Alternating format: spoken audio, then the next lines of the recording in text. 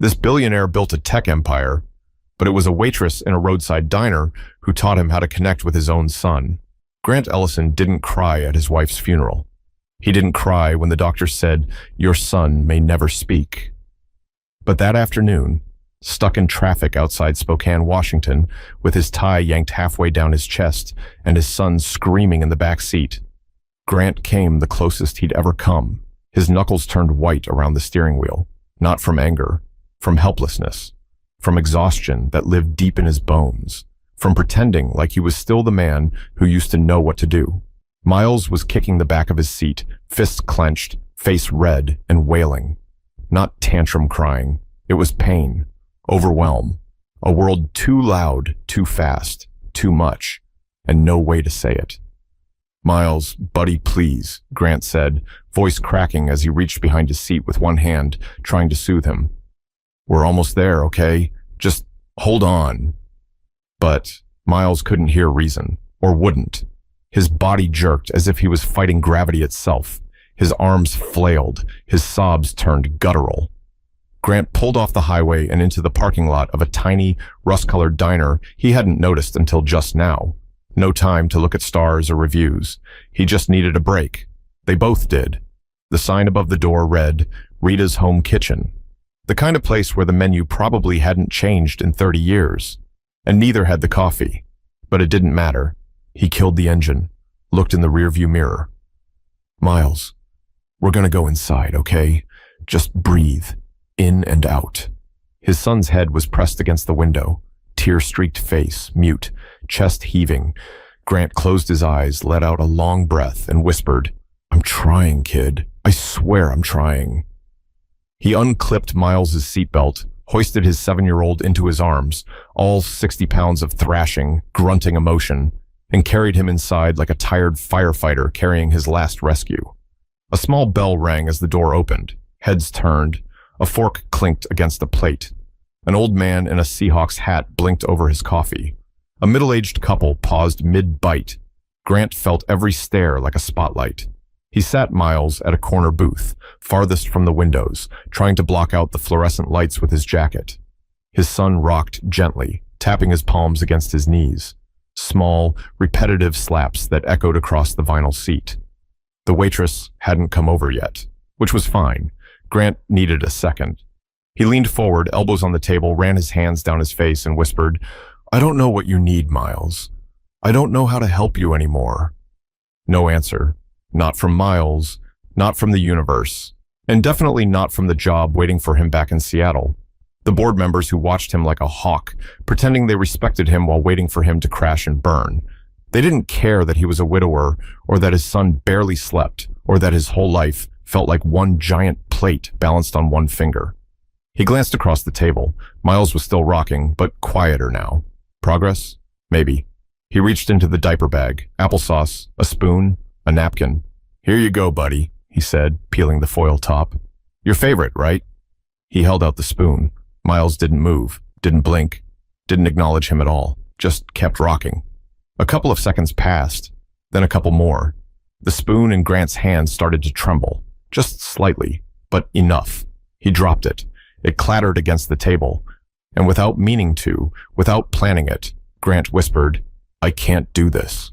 But someone had been watching, and that someone was already walking toward them. The footsteps were soft, deliberate. No rush, no judgment.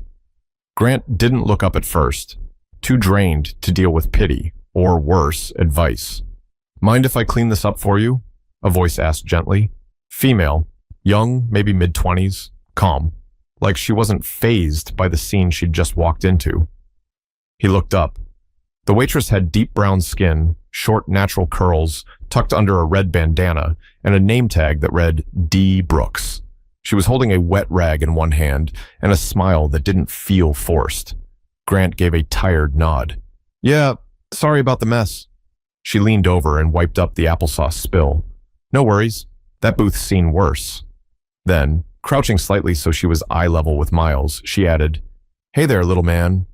Miles didn't respond, just kept tapping his knees.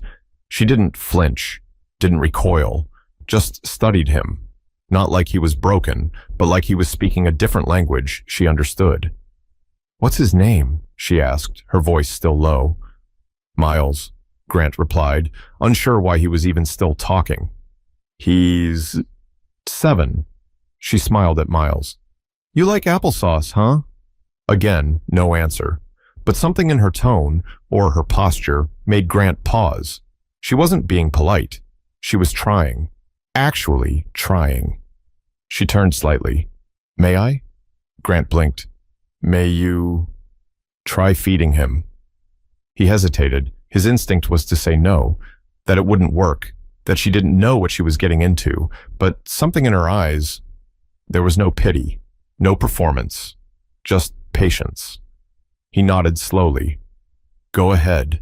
She sat down across from Miles, not directly in front of him.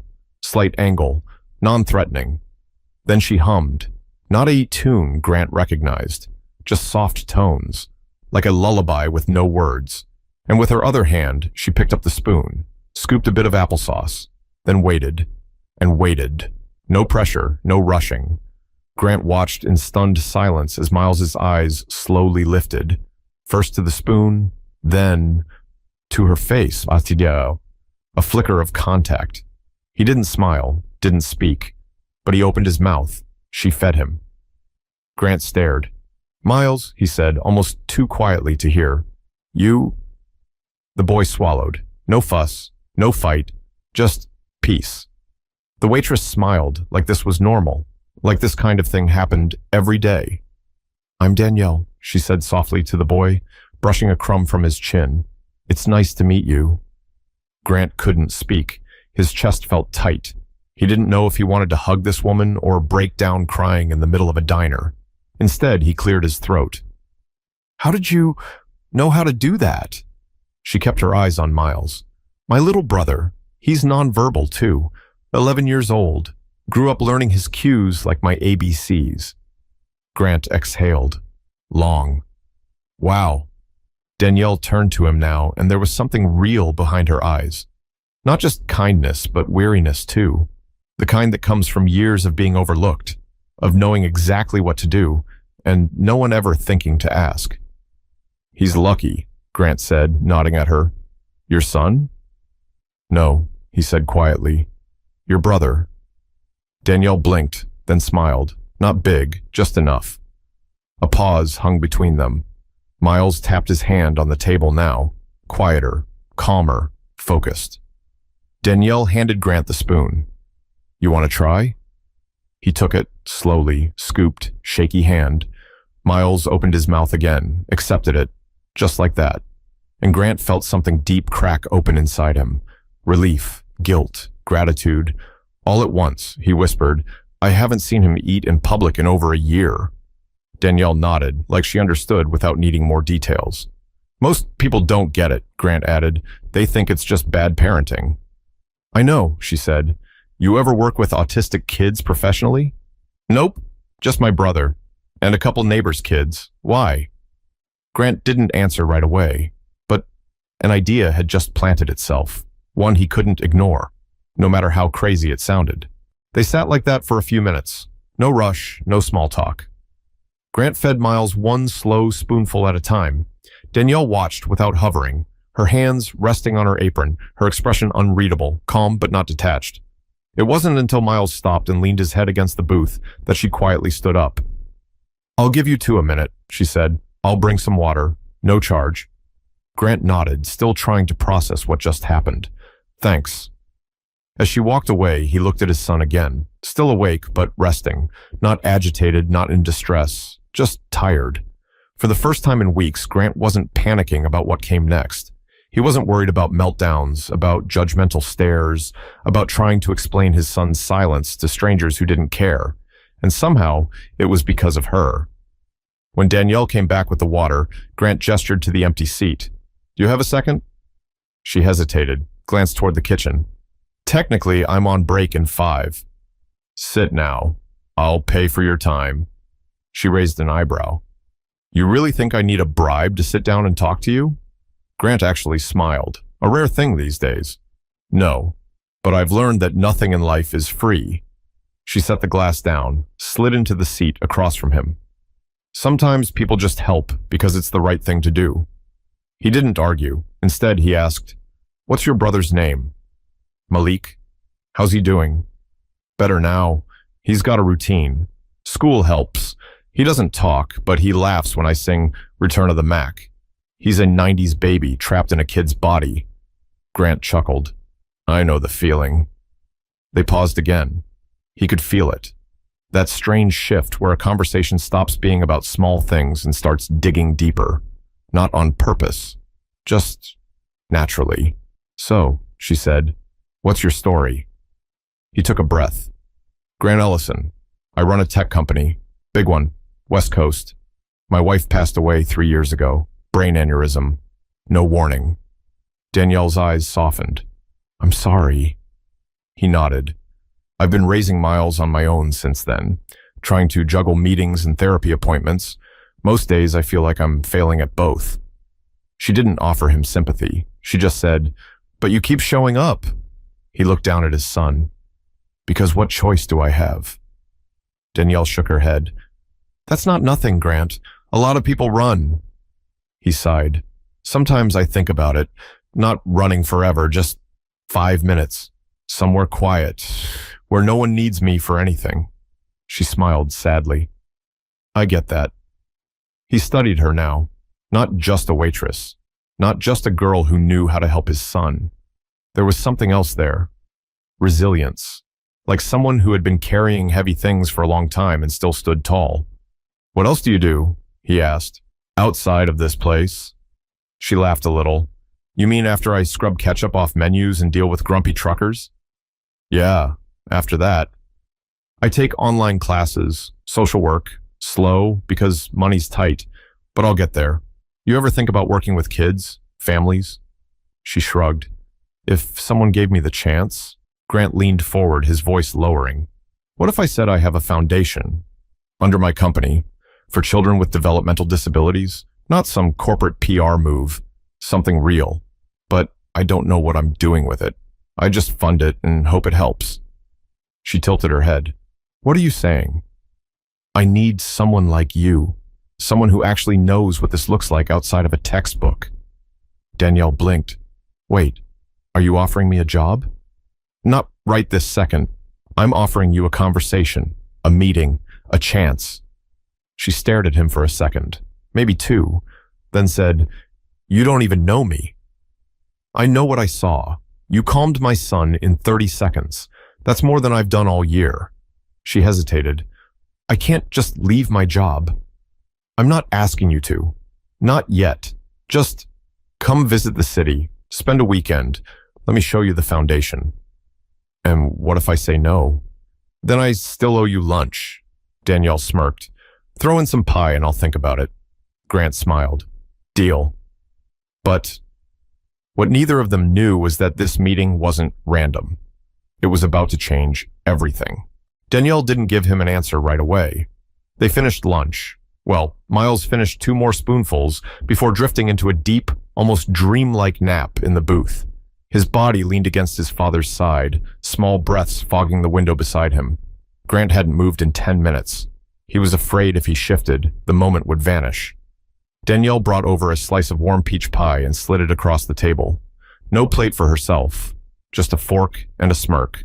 "You gonna keep staring out the window, or are you gonna ask me more questions about my life?" she teased.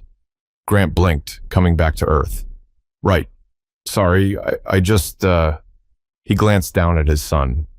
"It's been a long time since I've seen him this relaxed." Danielle didn't say, "You're welcome." She didn't need to. Instead, she pulled the fork from the napkin and asked, "So tell me, what's it like running a company while raising a kid who needs more than most?" He exhaled through his nose, a tired laugh escaping. "It's like juggling knives, blindfolded, while people judge you for bleeding." Danielle nodded slowly. "I feel that." "You ever take care of Malik on your own?" "All the time. My mom works night shifts at the hospital. Dad left when I was 12. It's mostly me when he's in a mood." "You ever lose it?" She chuckled. "I once cried because he refused to wear socks. Socks. I was sitting on the floor holding a pair of Spider-Man socks. sobbing like someone had died. Grant let out a real laugh, not because it was funny, but because it was true. He leaned back. I yelled at Miles once, just once, after a really bad day. He was having a meltdown, throwing things, and I just snapped. I yelled, not loud, but harsh, and the look he gave me, he paused. He didn't understand my words, but he felt them. It wrecked me. Danielle's voice softened. You apologized? Of course. Then you taught him something that even grown-ups mess up, but we make it right. He looked at her differently then, like she wasn't just some kind waitress with a good heart, like she was wise, like she'd seen the corners of life most people skipped over. Danielle broke the silence again. You ever wish he was just typical? Grant hesitated, then with shame in his voice. Yeah, I do. Not because I don't love him exactly the way he is, but because I want the world to be kind to him, and I know it won't be. Danielle tapped her fork against the edge of the plate. When Malik was 5, some kid at the park called him a weirdo. I wanted to snatch that little boy by his collar. Grant raised an eyebrow. Did you? She grinned. No, his mom beat me to it. Snatched him up so fast I almost applauded. They both laughed, quiet, controlled, but full of weight. Danielle leaned in now, more serious. You said earlier that you don't know what you're doing with that foundation. I don't. Then maybe it needs someone who's seen it from the ground level, someone who's not reading from a file, but living it day to day. That's why I brought it up, he said. But here's the thing, Grant. I've spent my life helping my brother, quietly, behind the scenes. I've never had a title or paycheck for it. I wouldn't even know where to start in a place like yours. He studied her. You don't need a title to know your worth. She looked away. You'd be surprised how many people disagree with that. Grant paused, then without flinching said, Fly out next weekend. I'll cover everything, no expectations, just see it. If it's not for you, I'll never ask again. Danielle tapped her fingers against the table, thoughtful. Then slowly she nodded. All right, 1 weekend, no promises. He extended his hand. Deal. She shook it. You're lucky I like airplanes. And pie. He smiled, but he still didn't realize that this woman wasn't just here to help his son. She was about to help him in a way no one else ever had. Grant wasn't the same man when he got back to Seattle. Something had shifted, and not just emotionally. That weekend with Danielle, even though she'd only agreed to observe, cracked open doors he hadn't even known were locked. She walked through the foundation's headquarters like she'd been there for years. Didn't flinch when people asked technical questions, didn't pretend to know things she didn't. But when she did speak, people listened, because her words weren't theories, they were lived experience. Grant watched the staff, all degrees and credentials, slowly realized that the smartest person in the room might have just walked out of a diner in Spokane. They gave her a tour. She gave them real stories, from the waiting rooms, from the school meetings, from the nights Malik screamed for hours, and she had to figure it out without Google or a specialist. And when the weekend ended, Grant didn't ask her to stay, because she beat him to it. I want in, she said, but on one condition. Name it. I'm not going to be your token from the ground up hire. I want a seat at the table. I want to build programs that actually help families like mine. And I want to bring in people who look like me, who never get invited to rooms like this. Grant stared at her. You're serious? As a sensory overload meltdown in a grocery store. He cracked a smile. Done. And just like that, Danielle Brooks became Director of Community Partnerships. No resume, no fancy title. But she didn't need it. Her first order of business, cancel every upcoming panel of experts and replace it with parents, siblings, caregivers, people with autism who could speak for themselves. Grant's board pushed back. This isn't protocol. We need vetted professionals.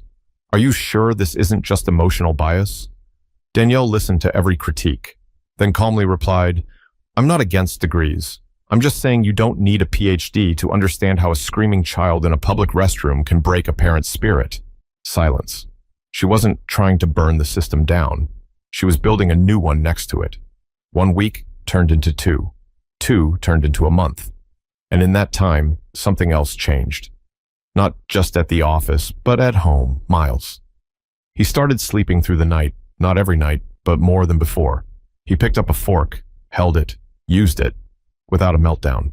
He leaned into his father's arms instead of pulling away, and one morning, the one that almost made Grant drop his coffee mug, Miles looked him in the eye, reached out, and touched his hand. No words, but he chose the connection. It wasn't magic. It wasn't fast, but it was real, and Grant knew, deep in his gut, that Danielle had something to do with it. Not directly.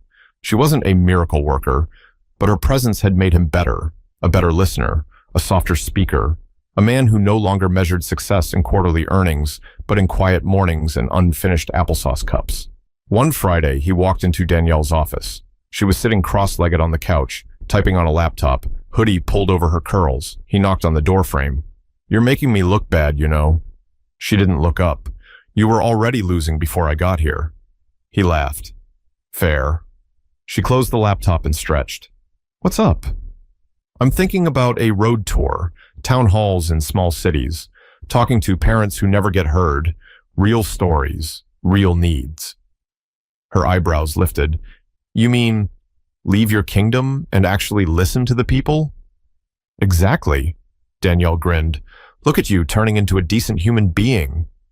"It's uncomfortable," he admitted. "Growth usually is." But the more they worked together, the more it became clear. This connection wasn't just professional, and neither of them knew what to do about that. It started small. Grant began looking for excuses to visit Danielle's office. A quick update, a check-in, a shared snack from the vending machine. Danielle noticed, but she didn't say anything. Not at first. She'd seen the shift. The way his shoulders dropped around her, the way his voice lost that tight, clipped edge he used in meetings, how he laughed now.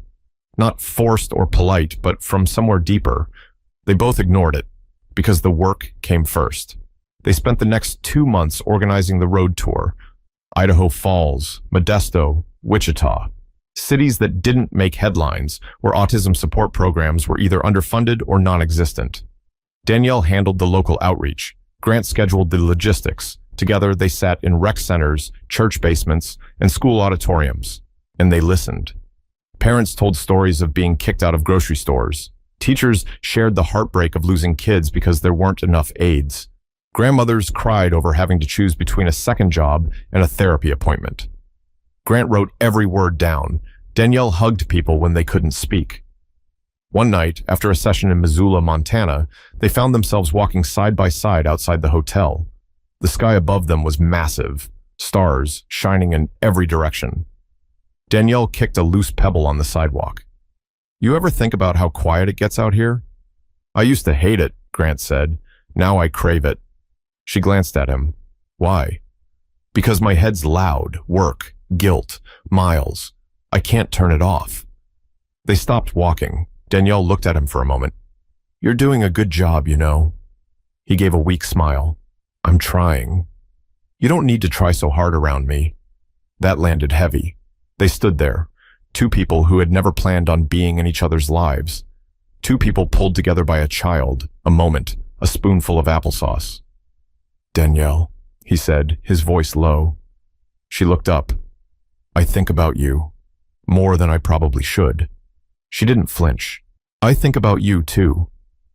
A beat passed, but neither moved. Because it was complicated. Grant was a father, a CEO, a man still learning how to be present. Danielle was focused, grounded, protective of her independence. She didn't want to be someone's project or someone's escape. So instead of doing anything stupid, they walked back to the hotel in silence. No regrets, just timing. Back in Seattle, things didn't slow down. The foundation's visibility exploded. Danielle's programs were getting attention. Donations increased. A journalist from Portland ran a piece calling her the heart of Ellison's engine. She hated that. "I'm not a machine part," she told Grant. He laughed. "Well, the part runs better when you're here." Danielle smiled, but only a little. "Don't say stuff like that unless you mean it." He met her eyes. "I meant it." There was a pause, and just when it seemed like they might finally talk about it, all of it, Miles ran into the room. He was barefoot, holding a toy dinosaur, smiling, and speaking just one word. "Hi." Danielle turned sharply, stunned. Grant's mouth fell open. "Miles," he whispered. "Say it again." Miles didn't repeat it, but he didn't need to. Danielle crouched down and gently reached out her hand. Miles walked over, placed the dinosaur in her palm. Tears welled in her eyes. She looked up at Grant. "That's the first time he's ever said hi?" "First word. Ever," Grant whispered. No applause, no cameras, just the three of them, in a room, breathing. Miles leaned into her shoulder. She didn't speak. She just held him, carefully, gently. And in that moment, Grant knew. This wasn't business anymore. This wasn't luck or fate or timing. This was something real, something solid. But real feelings come with real fears. And both of them were still holding on to something that might ruin everything. 2 weeks passed. Danielle took some time off, just a few days, to visit her mother and Malik back in Spokane. She didn't say it, but Grant could feel the hesitation in her voice when she left. He tried not to read into it, but every day she was gone, something felt off. The office was fine. Miles was fine. Everything looked normal. But it wasn't. He sat at his desk late one night, staring at a half-written email. It was supposed to be an update for the board. Instead, he kept writing and deleting the same sentence. "I miss her." Not just because she was good at her job, but because when she was around, he was better, more patient, more human. When Danielle returned, she walked into the office like she hadn't just knocked the air out of his chest. "I brought you something," she said, dropping a small paper bag on his desk. He opened it. Inside was a single red sock, kid-sized, with Spider-Man on the front. Grant blinked. "Is this?" Malik wore it, first time, no screaming, no drama. "I figured you'd appreciate the milestone." Grant smiled. "I do. Thank you." She stood there for a second, arms crossed. "You okay?" He looked up at her, and this time he didn't dance around it. "No, I'm not." Her eyes narrowed slightly. "Talk to me." He stood up and walked around the desk. "I've spent my whole life building things. Companies, products, teams. Because I thought if I could control something, then the chaos wouldn't win. Then Miles would be safe. Then maybe I could breathe." Danielle didn't interrupt. "But I can't control him, or grief, or the fact that the one person who makes all of this feel manageable might decide she doesn't want to be here anymore." Her face softened. "You think I'm leaving?" she asked. He shrugged. "I think I wouldn't blame you if you did." Danielle walked closer. "You're a mess, Grant." "I know. And I didn't ask for any of this." "I know that too. But I stayed." He looked at her, eyes tired but wide open. "Why?" She didn't answer right away. Instead, she reached into her pocket and pulled out a folded piece of paper. It was a crayon drawing, stick figures, a small boy, a tall man, and a woman with curly hair. 3 figures, holding hands. "Miles drew this," she said, "yesterday. No one told him to." Grant stared at it. He couldn't breathe for a second. "He sees you," Danielle said. "He sees us." That's when it broke. All the walls, the guilt, the pretending. Tears welled in his eyes, and this time, he let them fall. Danielle stepped forward and placed her hand over his heart. "You don't have to do it alone anymore." They didn't kiss. They didn't need to, because the real love, the kind that sticks, grows slowly, like trust, like healing. That night, Grant went home, tucked Miles into bed, and sat beside him for a long while, just listening to him breathe. And for the first time since his wife passed, he didn't feel like he was chasing some version of himself he'd never find again. He felt present, imperfect, but present. And that was enough. Life doesn't give us perfect timing. It gives us people, sometimes strangers, who walk in at the exact moment we need them, whether we're ready or not. Sometimes, all it takes is one kind act. One spoonful of applesauce. One person who sees what others overlook. If you've got someone like that in your life, hold on to them. And if you can be that person for someone else, do it. Because what you think is small might just change someone's entire world. If this story touched you, share it with someone who needs to hear it. And remember, kindness doesn't require a plan. just a choice.